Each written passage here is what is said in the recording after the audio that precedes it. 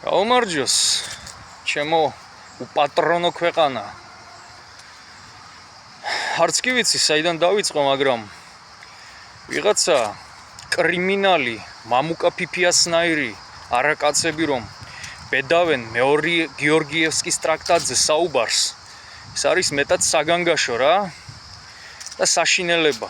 გიორგიევსკის ტრაქტატზე პირველად ხელი მოეწერა შანტაჟით, იმიტომ რომ მეფე ერეკლეს აშანტაჟებდა მოღალატე თავადები, რომლებსაც სურდათ ხელში ჩაეგდოთ საქართველოს ტახტი და რუსეთის მეშვეობით ახდენდნენ ზეწოლას მეფე ერეკლეს. თორე მეფე ერეკლეს არაფერი არ სჭირდა რუსეთისათვის სათხოვარი, იმიტომ რომ ორივე ფრონტზე მოიგო ომი სპარსეთთანაც და თურქეთთანაც.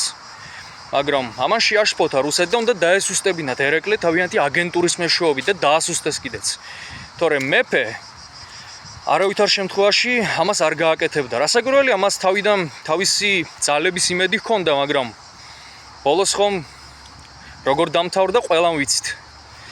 ახლა კი რუსეთი ცდილობს რომ ისპეკულიროს რაღაც აბსურდით, ქართველებს ჩაუწვეთოს რაღაც ბინძური პროპაგანდა და დააშოროს დასავლეთს. ეს არასდროს გამოუვა რუსეთს, იმიტომ რომ ანწუხელიძის ქვეყანა არ დაიჩოქებს ვიღაც რუსი ნაბიჭრების წინაშე და მაგათი მონა რუსეთუმების წინაშე. ქუდზე კაცი ბრძოლა უკანასკნელ ტყვიამდე.